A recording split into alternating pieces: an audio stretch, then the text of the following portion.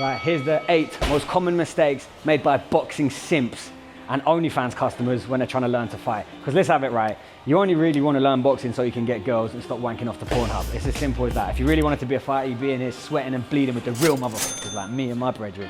But you're not. So let's have it right. Here's how you fight to get girls. Stop making these 8 common mistakes ASAP and have your first threesome in the next 5 minutes. Right, so I've taught literally thousands of beginners. And the most common thing that I see made by virgins and fight virgins is they change levels and they bend at their hips and their spine, not at their knees. So this is what the virgin looks like. They change level by bending here, like that, getting out the way of punches like that and punching like this. No, you've got a kinetic chain, right, from your foot all the way to your head, all the way to your fist. It's your whole body, and these joints, the ear, the shoulder, the hip, the knee, the ankle, those 5 joints have to maintain integrity so that when you transfer force off the floor through the body, you want to keep those joints in line to transfer force without a break in the chain. As soon as you start breaking the chain, you lose power and you lose force generation and you just look like a and girls hate you. So mistake number 1 is bending at the hip and the back. How to fix it? Keep your body in one position like this, lock the shoulders and the hip, i.e. your whole spine and your head in one position, and then simply squat. Get used to squatting like this. So a drill you can do is literally squats in a boxing stance. Get in your stance, we'll come onto a stance in a minute. Just get in a stance and just squat 5 times like that. 1, 2, 3, 4, 5, keeping your hands up. Keeping equidistance, which means equal distance of the feet, keeping your head, shoulders, hips, knees, ankles on top of each other, and then start moving in that position and just squatting. So 1, squat, take a couple of steps, 1, 2, squat, take a couple of steps, squat. So you're just conditioning your mind and your body to change levels by using your quads and your ankles and your legs, not your back. Boxing simp, mistake number 2, is not keeping your elbows close to your body.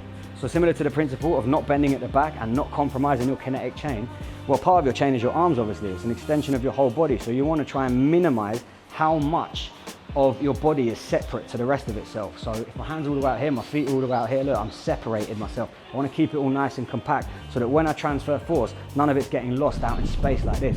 So the mistake that I often see is people separating their arms like this. They're trying to block and parry punches by separating their arms like this. Literally like a girl getting attacked. Looks pathetic, looks ridiculous. It's like World Star fighting like that. And everyone knows that guys on World Star get laughed at and go viral for all the wrong reasons. So you don't want to be that guy. So what you want to do is make sure the inside of your triceps are touching the ribs here. And get in the habit with your fingers touching above your eyebrows like that. That's why you see in pro boxing or like high level guys, they'll be touching their face like this. It's to calibrate, making sure the arms are in the right position. So you want to feel the sensation of your ribs and your inner tricep and here touching. You want to feel your fingers touching your face like that. Look, now I've got a nice tight guard, so when I'm getting punched, I look like a G when I'm getting punched. There's a funny clip of some chick on Joe Rogan talking about how she broke up with her boyfriend because she saw him getting knocked out and beat up in a fight.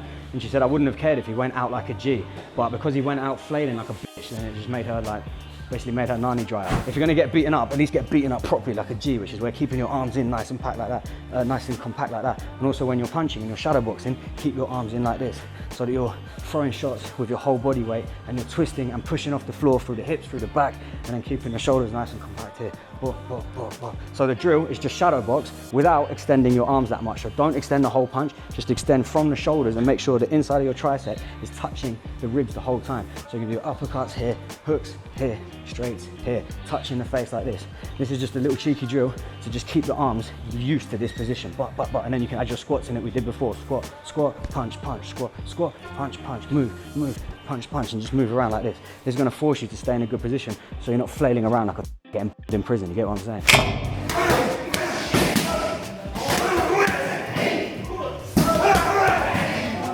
Boxing simp mistake number 3 is not keeping your feet equidistant. Equidistance means equal distance, equidistant. So what that looks like is this. People shadow boxing and punching the bag, punching pads, sparring, doing whatever, and this is happening. So every time their feet is changing the distance in relation to each other. So when they're jabbing, once they've thrown a combination, their feet is changing the distance between each other. It's ridiculous. Here's the one concept you need to understand when it comes to getting a girlfriend through learning martial arts. What is the point of a fight? It's to take the opponent's balance and preserve your own balance. It is all a game of balance. That's why girls like balanced men. They like safety, they like comfort. You want to be the balanced guy. So that literally in this case, your feet is your balance. Where your chest is the center of mass in relation to your base, i.e. how wide your feet are, is going to determine how balanced you are. That's why a pyramid is like the most structurally sound construction in the world, because you've got these 2 points and then the top point here which goes in between those 2 points. So you want to keep those 2 points as consistent as you can with your chest in the middle of those things. When you step, therefore, look, you're maintaining balance. So you throw your punches and you keep that all the time. Even if you're moving your feet as you punch, look, I'm equidistant. My feet are balanced the same distance every time, no matter what I do. Even if I'm protecting myself, even if I'm kicking, even if I'm kneeing, even if I'm doing whatever, elbows, look, my feet don't really change. You get that? So stop looking like a dickhead by changing your foot position. You look like a knob. And the drill to maintain balance is called the box drill. All you're gonna do is calibrate your stance by getting a line. So on the mat, we've got a line here. You can get wraps, you can get anything that just creates something on the floor. So I could get wraps, I could get a stick, whatever, cones. And all you're gonna do is get in your stance, one foot in front of the other, and you're gonna look at your big toe of your front foot and draw a space between that big toe and the line. And you're gonna do the same thing with your back big toe and the line. That line here wants to be the same. So in my instance right now, it's about 10 inches on both. Every time I step, I'm keeping the line, I'm keeping the distance. Even when I go laterally like this, look, the distance doesn't really change. Backwards, the distance, I could draw this line and it's always gonna be about 7 to 10 inches. Here, again, look, same distance every time. Even if I pivot, but I'm keeping balanced. I'm keeping my structure, my integrity, and I look like a dependable, competent man. That's all fighting is. The difference between a beginner and a loser, i.e. the guy that gets all the girls and the virgin who's like simping to OnlyFans, is that they're just balanced. They just move their whole body as one gross coordinated unit. That's why I said the first thing is just squatting, getting used to using your whole kinetic chain from the sole of your foot all the way through your ankles, your knees, your hip, and your base, your feet won't change distance even when you're doing it. Bam. You see that? Bam, bam, bam. Doesn't matter what footwork I use. Even if I occasionally cross, you want to do like the TikTok dancing or whatever, you can do it, you can pivot, you can do all of your tricks, but eventually you're going to always come back to this space. So get used to coming back to that space, right? The drill to practice this is get in your stance, take 3 steps forward, 2, 3 like this, 3 steps to the side, 1, 2, 3, and then backwards, 1, 2, 3, to the side again. So we created a nice little box or square. Each time, just check yourself, are you in the same position? Check yourself, are you in the same position? Am I in the same position? Yes. Good. That's just how you warm up. Before every session, just do 3 of these patterns each time. One way, then 3 the other. Get used to keeping your feet in the same position, same distance. Sick boxing mistake number 4. This is the main thing done by all men that have never touched a real pair of titties in their life when they first start learning to fight. And that is, obviously, having a weak guard. When they're getting punched, if you just use your open palm, just come hit me in the face, they try and block and their hands are weak and their hands separate from their face like this. So similar to the other point where we were talking about the mistake is keeping your elbows tight. Similar principle. If my hands and my arms are disconnected from the rest of my body, someone who's using their whole body to attack is just gonna blitz through me, kind of like this, kind of like a battering ram. And you know, like medieval films where they just smash the door down with a battering ram. Like, this is my door. And then if he just gets easy access to the castle, he's gonna smash the door down and just come plunder the throne. Usurp me in that, you get me? So how do we fix it? Very simple. In line with point number 1, which is why it was point number 1, the most important thing, is maintain your kinetic chain, maintain the integrity of your whole body. Think of your guard through the lens of anatomy. Anatomy is the most important principle in the way that I teach, because everything starts with anatomy. So what you're gonna do now is look at your guard and your arms, not as separate to your body, i.e. arms like this, like some fucking woman like fending off an attacker like that, which is just so whack. What you're gonna actually do is think of your guard as your feet, so they're connected. Your arms actually move based on how your feet move. So you're going to keep your arms in place like this along the lines of anatomy. Anatomy being the most important fundamental principle of how to learn biomechanics of fighting. I'm looking at the anatomical principle of having 3 strong joints, which is my wrist, my elbow and my shoulder like this, as 3 points of protection in front of him. If I can connect all of those 3 points into one, connect that to a strong core, lock it into the lower part of my body, which is then connected to my feet, which move me around. Now I've actually got some integrity with which to protect myself. So now when he comes to me, suddenly, look, all I'm doing is just moving my feet out of the way, and I'm still able to see all of him, and I'm not like over committing. Look, so if I get it wrong and I start now dissociating myself, now my balance gets compromised like the previous point. Even if I manage to block some shots, as soon as I start disconnecting my arms, look, my feet are all over the place, and eventually he's gonna overwhelm me. If it's a street fight, whatever, he's gonna trip me up. It's no good. So, really importantly, stop parrying like a like a virgin, where you're like using your arms and waving like this. What we're gonna do is keep your arms together, and there's a fine line where you're not gonna overcommit and separate, but you're gonna move them enough just to create structure and actually do block the punches. Because if I don't block them at all, be careful because you're gonna hit me, go. If I don't move at all, he's just gonna come through me, right? He's gonna just come around, he's gonna come through, it's no good. So I need to move very slightly, but I'm gonna do it with the unity of my whole body, go. One, go on, a little bit faster, yeah. Go on, one more time, one more demonstration.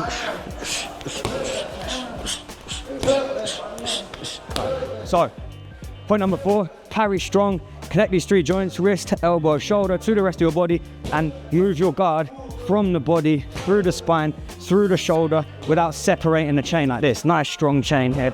And a nice little way of remembering this, remember what it was like when you were like 4 years old and you tried to wrestle with your granddad, or like an older man, like an uncle or something, hopefully with clothes on. When you try to f with them,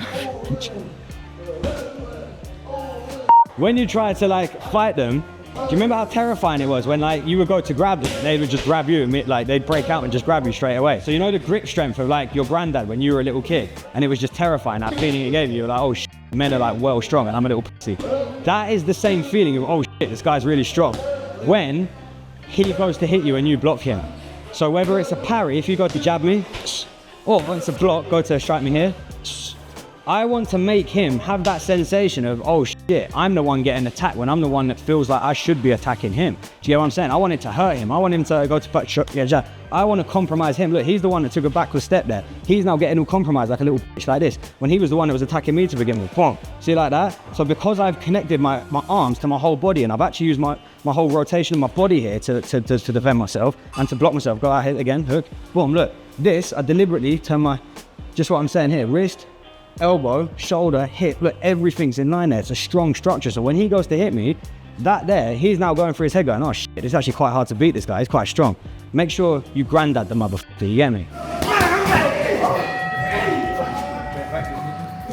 Boxing simp, mistake number 5. This is what all virgins do. Everyone who subscribes to OnlyFans and has an OnlyFans customer account makes this mistake when they start learning to fight. Here's how you're not that guy. That is moving their head too much and disconnecting their head too much from the rest of their body, and being too desperate to get out of the way of a punch, basically. So they get hit one time and then they're desperate to not get hit again.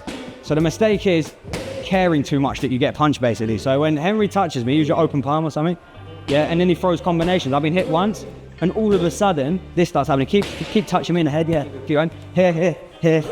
I start ducking my head, again going back to mistake number 1 where I'm bent at the back. This is so common when you start sparring as a beginner. This starts happening. I've become so killable. In a street fight, by the way, you can just elbow me on the back of the head like killing a rabbit and I'm literally dead. So you're actually really, really vulnerable and you're risking your life when you do this, so do not do it. So that is trying to get your head out of the way, looking away from the punch, because it's obviously scary. The first time you get hit, when you get hit, you look away. You don't want it to happen. You go like this. This is the worst possible thing you can do. So the mistake is looking away from the punch and trying to get out of the way of a punch, basically. Versus how you fix it is just stay calm and learn to accept the punch. If he hits me one time, but all right, great, he hit me, no problem. All I'm going to make sure I do is keep looking at a fixed point on his body. Different coaches will teach different things. For now, as the beginning, look at his chest. Look at where his sternum is in here. When I look at his sternum, my peripheral vision can look at his feet, his hips, his shoulders, and his hands. And as long as I anchor into that, I breathe nice and deeply, and we'll come on to that in a second, and I stay calm. Generally, go, keep going, hit me once. He hits me once, go, touch me, he hits me once. I still look there, and look, even if he hits me again, no problem. I go back to the other principles, connect my whole body, keep strong with my arms, and keep looking, and I don't try and move my head too much. I don't move my head independently of the rest of my body. I don't bend at my back. What do? I look, and I squat, and I use my feet to move away. So I squat. If I want to use my head, if I want to move my head, I squat, and I flex at the hip sideways like this, which is a squatting motion, like pistols. I'm squatting one side, squatting the other, looks like this, and I'm hinging using my QL and my obliques, hinging like this. I've got loads of drills for this inside my group, I won't go over them now, but the point is, look, squatting, hinging, squatting, and I'm looking the whole time like that. I'm not bending and moving my head like a f***ing cobra, like a cobra on LSD.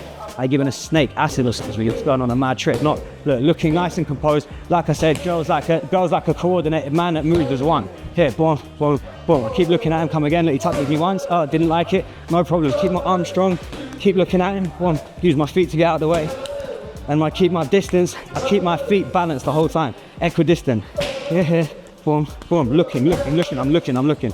There's a famous quote from the ridiculous film Green Street Hooligans. The quote is something like, once you take a punch, you realize you're not made of glass, you don't feel alive until you push yourself as far as you can go. That's why fighting is addicting. As soon as you get hit one time and you look back at him and you realize, actually, I'm still in this fight, fuck this guy. And then you start landing your own shots, now you're alive. Now you're really discovering the joy of fighting, you get what I'm saying? So don't worry that you got hit, just maintain composure. That's the most important thing. Look at the central part of his chest and add all the other principles that we just mentioned, stay in balance, keep your kinetic chain as one unit.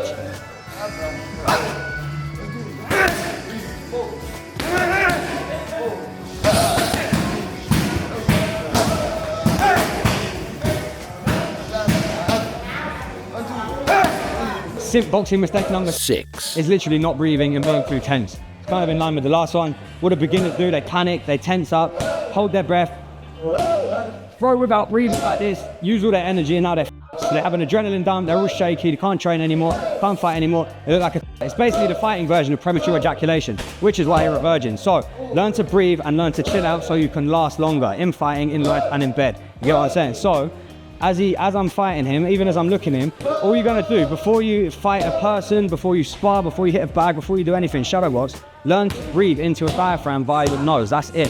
I've got loads of breathing drills. I'll link a video into the description. All you're gonna do is take a massive breath through your nose, into your diaphragm here. Try and make your belly expand like that, and then powerfully exhale. Put your tongue on the roof of your mouth and hiss it. Send the breath with intention and force. Take it in with intention and force and power. Send it out with force and power. This is doing many things. Most importantly, it's activating my vagus nerve so I can stay calm. It's oxygenating my body so that I've got fuel to respire and to perform the action with. It's diffusing CO2 so I'm not burning out and I'm not getting dragged down with lactic acid. Those are the 3 main things that we'll focus on now. And also, it's activating the right parts of the brain so that you can stay focused and you're not getting tunnel vision and panicking. So, before any form of training, any form of fighting, learn to take that breath and then stack all of these points, by the way, on top of each other. So, the actual mistake looks like this.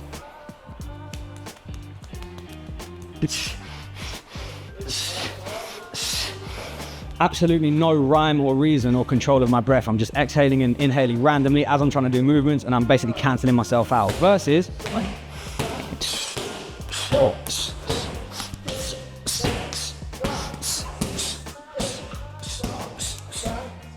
so you notice I fill up as much as I can with a powerful breath. This is why diaphragm exercise is so important. You want to be able to take in as much oxygen as you can. It's called tidal volume, maximizing your tidal volume and your VO2 max. So you're taking in and you're filling up as much of your oxygen as you can in your lungs as you can with one breath. And then rather holding onto it and then letting it all panic go like a balloon, like that you're just popping, you fill up and you tactically deploy the air when you need to, when you're getting struck. So like big inhalation, when you punch, when you're getting punched, when you run out, big breath again. This is you taking control of a situation. It's important when you're nervous, when you're going on dates, when you're going on a fucking job interview, when you're trying anything that requires you to be in fight or flight, when you're nervous and you've got performance anxiety, learn to use your breath and regulate your emotional state and your fight-flight reaction with powerful diaphragmatic breathing and powerful exhalation. The exhalation is the thing that actually calms you down. It's the most important part of the breath. Bonus tip, bonus sim tip, how not to get the erectile dysfunction equivalent of fighting, and that is stop blinking. Most people, when they go to throw a punch, whether it's on an opponent, whether it's shadow boxing, whether it's on a bag, on a pad, whatever, you'll notice, watch yourself, film yourself, I guarantee you're doing it if you're a beginner. Mate, I was doing this even whilst I was fighting, so this happens to the best of us, and that is blinking as you land a punch, as you do a move, as Henry hits me, blinking like that. So even if you're not like scared anymore and you're not trying to look away and you're not trying to move your head away, the subconscious habit, unless you correct this early on, is just blinking, blinking, blinking. And why would you ever want to close your eyes when you're fighting a guy? It just makes no sense. You should never ever want to do this. I remember asking my teacher this after I'd had like 10 fights, and he just laughed at me. He didn't even give me an answer. And then it just made me realize how retarded the content. I was like, is it ever normal to blink? Like, should I blink? Does it help me? Does it help me in some way? And he just was like, times like that. So the point is, don't fucking blink. And it is very difficult. It is so hard. Go watch pro fights. And even in slow motion, you notice sometimes they blink, but at the top level, they're generally focused the whole time. So as I'm landing my punch, I'm looking. As I'm getting punched, okay, you're gonna blink a little bit as you get punched, it's gonna be very quick, but you're trying your best to keep your eyes nice and sharp and looking at him every time, no matter what's going on in the fight. So if I go to punch him, if I go to punch you, bang, form, I'm not blinking at any point. I'm looking at my target nice and openly. Same thing with chicks. You want good eye contact, right? Imagine you're blinking on a date with a girl. You're just like nervously blinking. She's gonna fucking tell you to get back to OnlyFans, you twat. Stop blinking, have your first threesome. You get what I'm saying? Let's go.